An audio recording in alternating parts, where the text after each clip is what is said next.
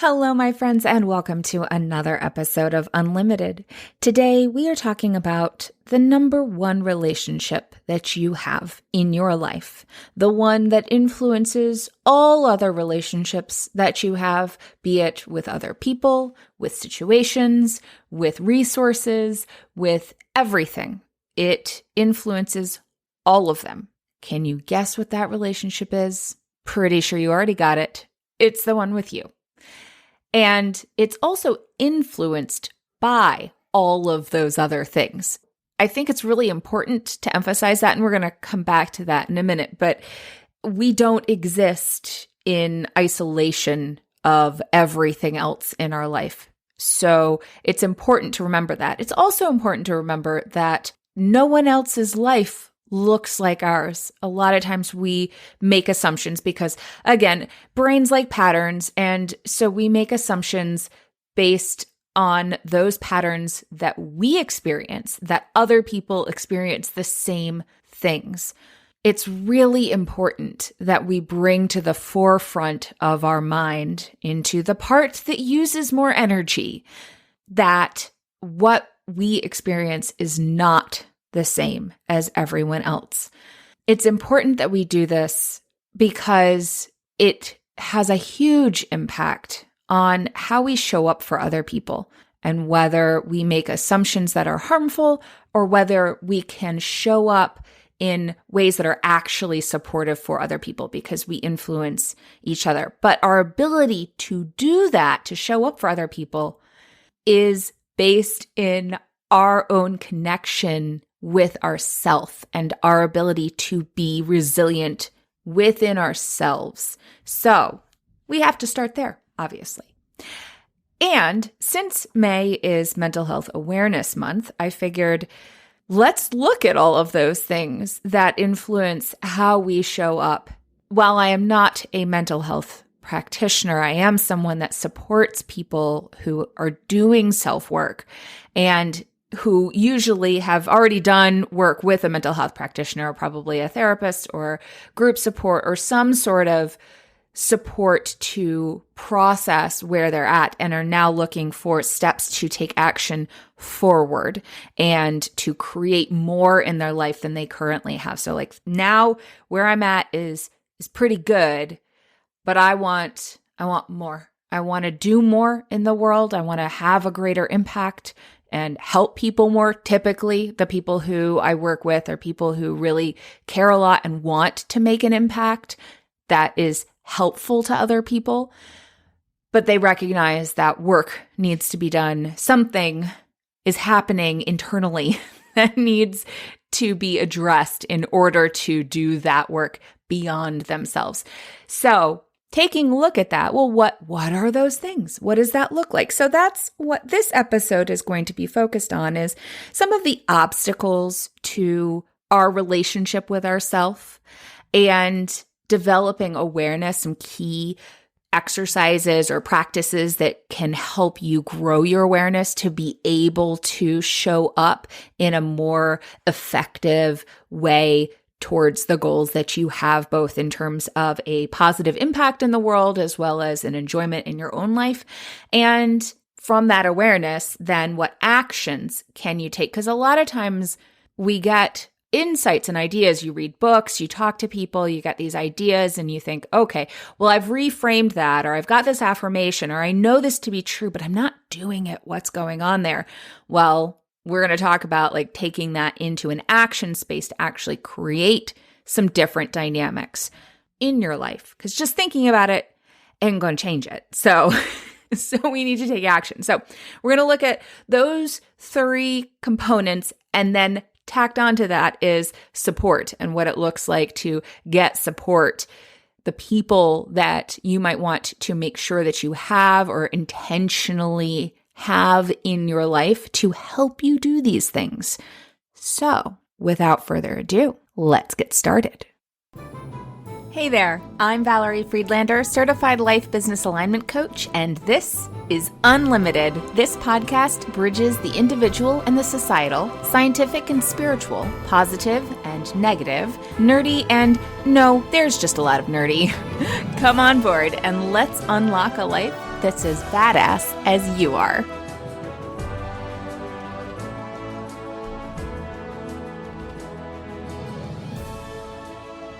When it comes to a relationship with yourself, there are 3 core things that I'm looking at, and there may be more. And I want to say before I really dig in here that if you have thoughts on this, or if there is something that you're like, Val, you missed this, or would you please explain this further or look at this, please reach out and let me know. Feel free to email me or DM me on Instagram or Facebook and let me know what your thoughts are, because I love to hear from you and it always helps me generate better content for you.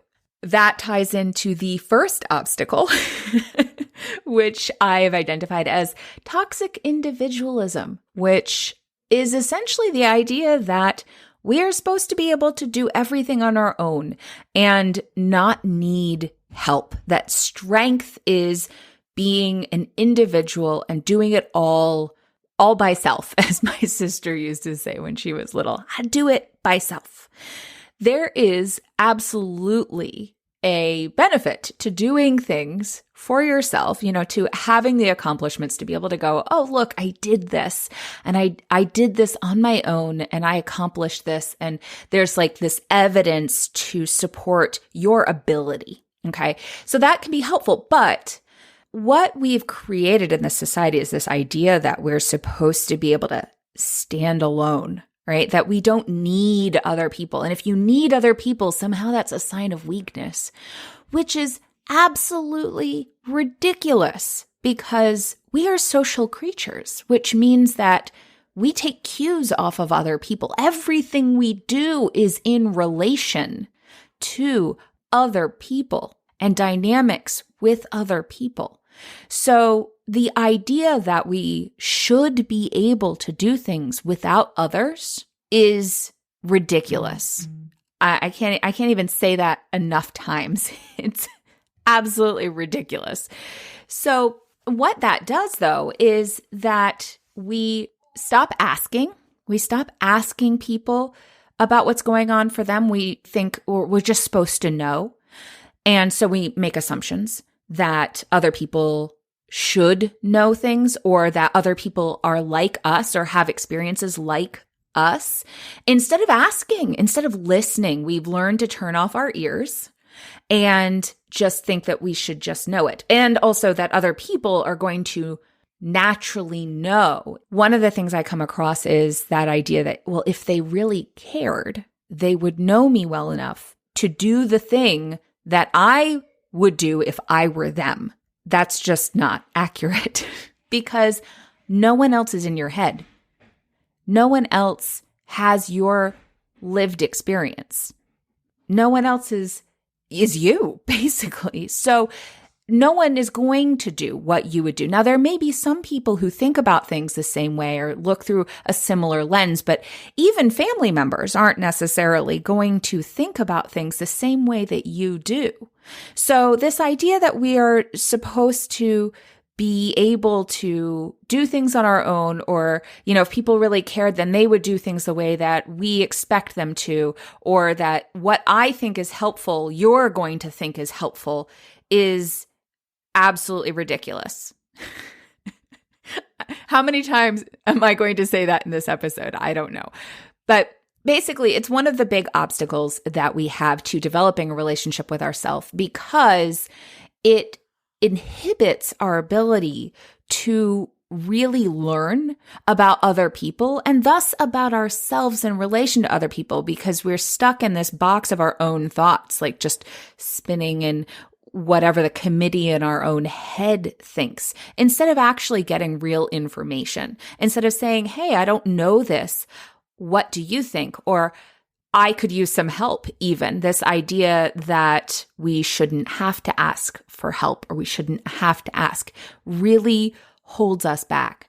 And then on top of that is the comparisonitis, which I often call like this ladder mentality, this idea that either I'm above you or you're below me. And So what I'll see is a lot of people who care about helping other people feel much more comfortable with people that they see as below them, not intentionally, not because they're like lesser than, but because of this judgment that creates this framework that if someone's above them, then they can't be helpful to them. That if someone is above them, then they are somehow less than that person, which is based in lots of assumptions about your worth intrinsically and their worth intrinsically, and as well as their life experience, their knowledge. Like there's so many assumptions that go into that ladder mentality that harm relationships and harm relationships with yourself, because you're always looking to other people to tell you whether you're good enough. So if we can take it out of that space and go, okay, well, what if you were good enough no matter what? And I do want to step back for a second here and recognize that any of those thoughts that we often label as like imposter syndrome, or, just that the inner critic message that happens, it's from something. It's usually developed from some sort of dynamic that happened with other people that got interpreted as that you're not good enough. And so the inner critic message is like a guard dog. It's designed to protect you from being hurt.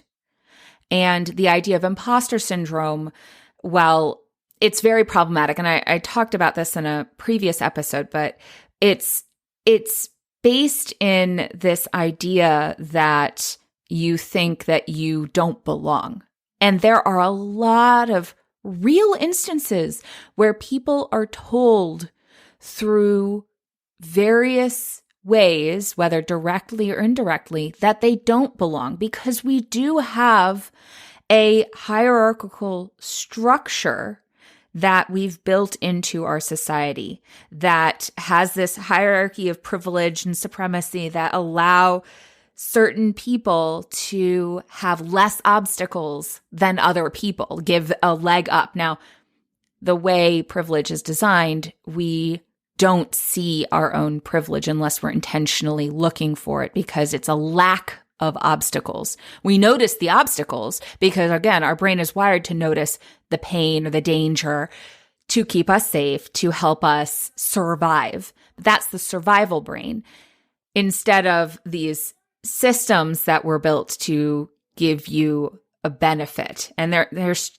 a lot in there. I'm not going to go too far into it, but just to recognize that we live in a society that has that mentality, that has that baked into the system. So if you have this sense that you don't belong, there's a good chance that you've been told that you have taken that information in because it was meant for you to take it in. Now, does that mean that you need to own it? No. And that's going to be an inner work. Does that mean that we need to work on the systems that create that and perpetuate that? Yes. They're two different structures. So as I mentioned, I work in the individual. So I'm going to focus on empowering yourself, but I really think it's important that we remember that the systems are there. So there's a reason why these dynamics exist. And it's not just, you made it up in your head. There are aspects that we make up in our head that we build onto that then influence what we do. But again, we don't exist in isolation of the society that we live in and of the people that are in our lives. So there are reasons why we have the beliefs that we have. And the trick then is to pull out those beliefs and look at them and engage them, because that's where the self-empowerment comes in. And that's what allows us to more effectively engage the systems that exist to shift them to be more beneficial and equitable for people. So comparisonitis is something that we pick up from the world around us. All right, where do I exist in relation to this other person on the ladder of whatever we're doing, whether it's in a company or in business or as an influencer or as a mom or whatever it is, right? So taking it out of that ladder and going, okay, who am I? If I knew that I was intrinsically valuable, what would I do? If I knew that they could be intrinsically valuable and I can also be intrinsically valuable, and we can also exist within these systems and structures so that there are benefits and detriments that are present, like what action can I take in relation? When we've internalized that I am lesser than, then it's hard to speak up. It's hard to engage. If we only feel comfortable helping people, not asking for help, or that only people who are at a certain level in relation to us are people that we can be beneficial to, then we run into problems. I've talked about this before of like, even with coaching, like there may be things that I've talked about, like I'll have talked about it on this podcast. I've given tips and tools and I know this stuff, but yet I still need to hear it. It still helps me when I listen to somebody else talk about it. I'm like, yes, oh, I needed to hear that. It doesn't matter where I'm at in relation to them in terms of business or work or whatever. Sometimes I need that support. Just as when going to a 12-step meeting, newcomers can offer just as much value as old-timers because of a different perspective, right? Like it's not really about anything else but the ability for me to listen and be present and recognize that everyone brings value to the table. And so the more diversity of experience, whatever that is, the more value and information and growth is possible. Okay. So, all right, how do we take this to an awareness part for ourselves so that then you can utilize the value that's present instead of getting caught up in these comparisons and assumptions and this need to be individual instead of recognize that we're community, and that all dynamics of the supporting one another is valuable, is important. We all contribute. So awareness. Notice the I am stories that you tell yourself. I actually would even recommend keeping a notebook because there may be some I am stories that you are saying that you don't even realize that you're saying. So things like, oh, I'm just lazy. I'm an introvert. I'm just not a morning person. I'm not organized. I'm a perfectionist. I mean, I could go on, but I think you get the idea. If you don't, I'm happy to give you more, but being able to identify what are the stories that you are telling yourself and bring those to a conscious space to engage. So when you list out those I am statements, you notice them, then you can go, how is this story serving me? What is this story doing in my life? What is it perpetuating in my life? This is actually one of the places where people run into difficulty when it comes to achieving goals. Like the thought that, well, if I just accomplish this, then I'll be this other person. I'll be an expert. I will be able to speak up for myself, or I'll be able to be recognized and whatever in this space. There's aspects of truth to that, but remember that wherever you go, there you are. So if you have a once this, then I'll be, oftentimes people chase goals because they achieve the goal, but they're still the person that they were. They're still the same person. And so then they're like, oh, well, I must have to do something else. So it's very much based in those stories that you tell yourself, unless it's consciously engaged and going, okay, this is the story. I don't want to tell this story anymore. I want to tell this story. What do I need to do to start affirming this other story? Then you don't take the action. So we need to tie this thought of all right, here's this story. I am a perfectionist. That may create dynamics where you have trouble completing things, or it takes you a lot longer, or you spend a lot more energy around it, or you doubt yourself a lot, whatever it is. So if you want to let that go, well, what do you want to believe? So perhaps it's, instead of I am a perfectionist, it's I want to believe that I care about quality. So maybe there's a value in there. Maybe it's that you care about quality. Okay, so the story is I'm a perfectionist. What the truth is that I really care about quality. So what could I do to ensure quality? And so maybe it's that you have somebody who will check it out for you, or maybe it's knowing that, hey, if I find out that there's something that isn't working about this, then I know that I will take in that information and improve what I have, so that everything is a draft that is improvable instead of this one thing has to be right. Because what is quality? Well, sometimes, it evolves. We get new information and we realize that, well, that wasn't perfect. Maybe this is a perfect draft instead of a perfect, that's it.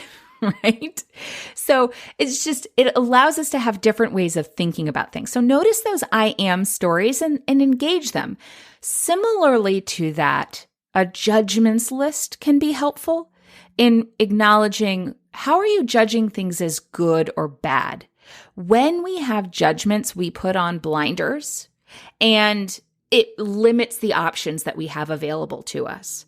So instead of having these blinders on and going, okay, it's either good or it's bad. This is good, this is bad. No matter what we see in other people, somehow it resonates with something that we have the potential for in ourselves.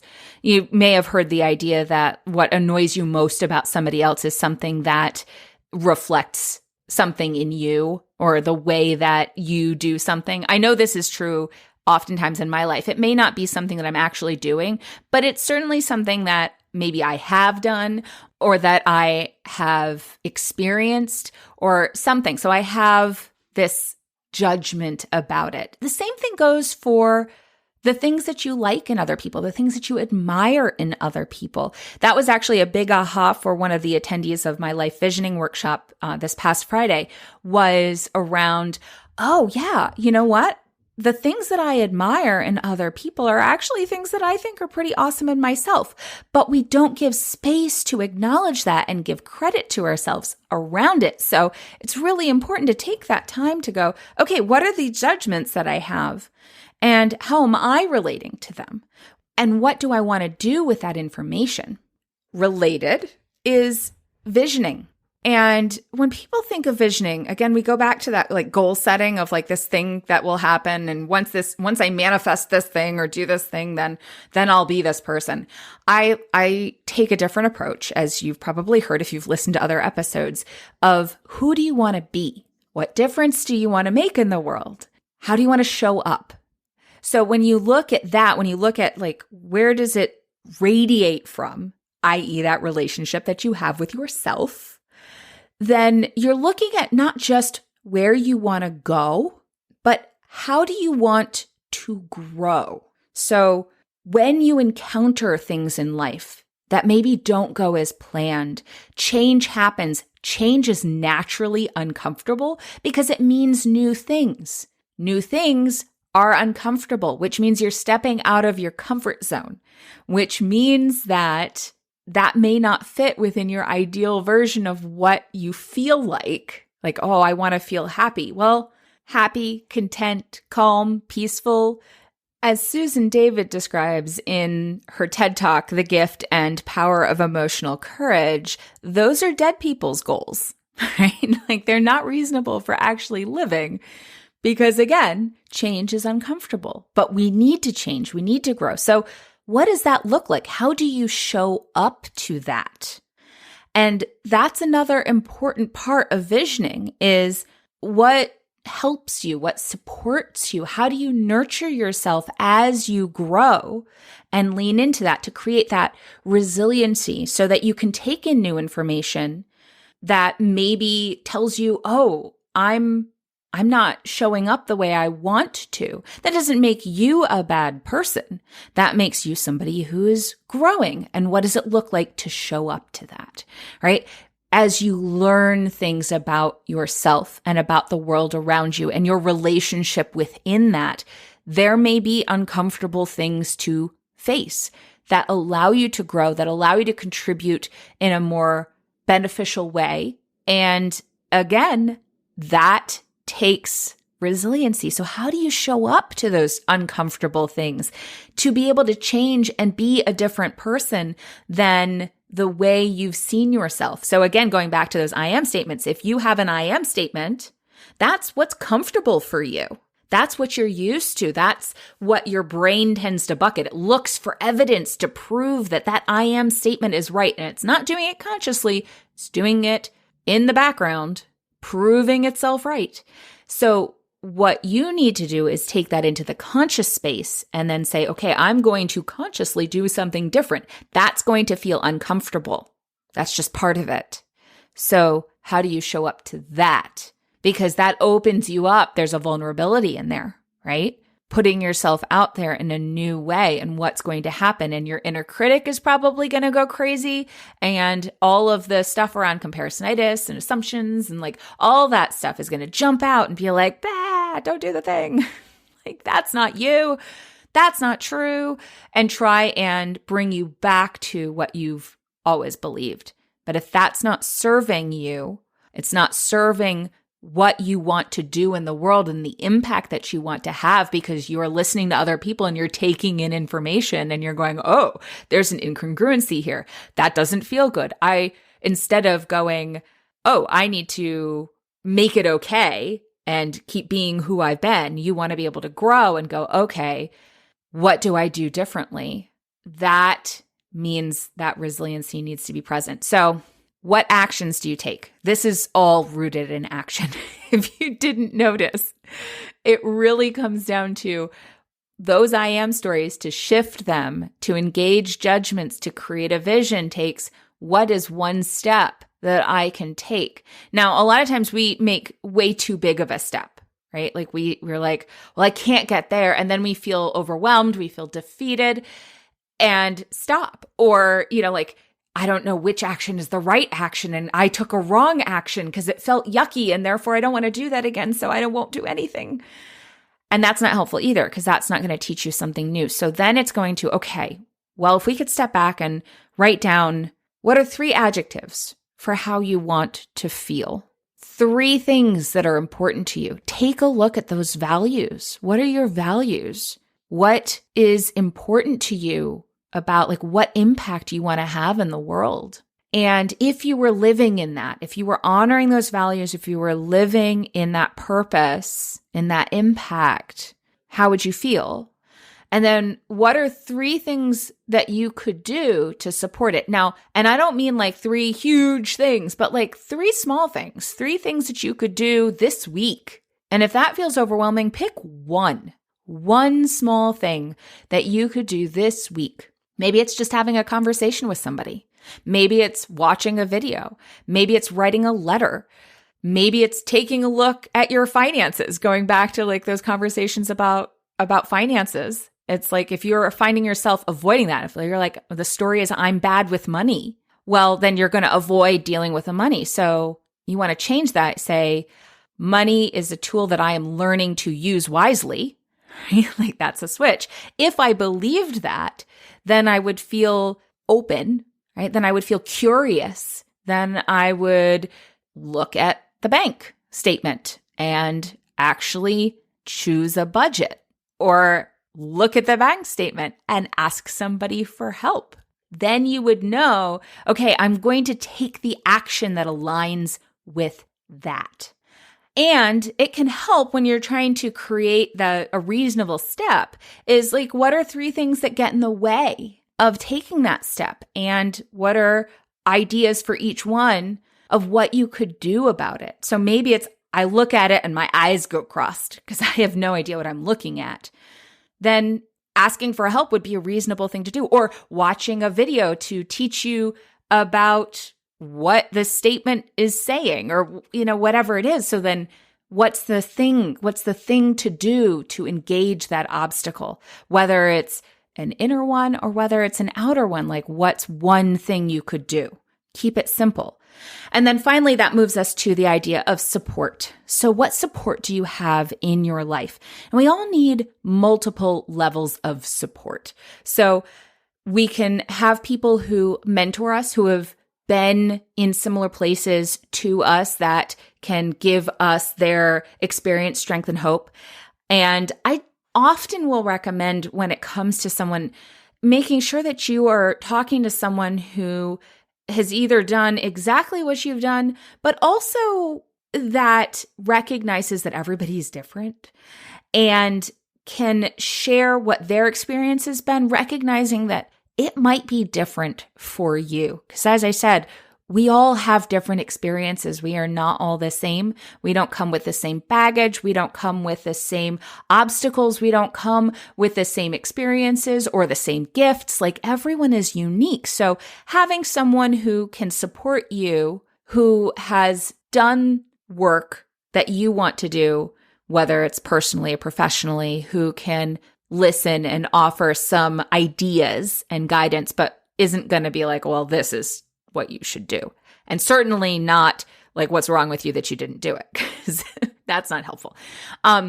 Another person is the cheerleaders, the people who are like, you can do this, like, no matter what. They're like the yes people, the people in your life, like, yes, you've got this. They're going to tell you how awesome you are. They're going to comfort you when something goes wrong. They're going to be like, it's okay. You're still awesome. I still love you. Those unconditional love support people. And then it's helpful to have people who challenge you, who aren't mean about it, obviously. Like, you want them to be the supportive people who are like, yeah, I see that. And yeah, you could do something differently. Or maybe that wasn't such a great thing. What could you do differently? So helping you move forward. So acknowledging what's going on and then challenging you to do something more. And pushing you into spaces, I don't even necessarily say pushing, like encouraging you into a space that will help you grow. So a lot of times, if we are surrounded by yes people, then we may stay where we are because they're just going to be telling us that we're awesome no matter what, and we won't need to grow or do anything different.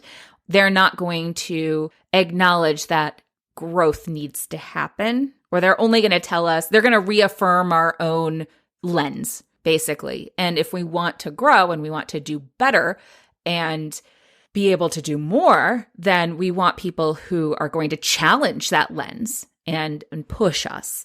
And then there are people that we get to mentor, the people that come to us who want support from us, that we get to share our own experience, strength, and hope with.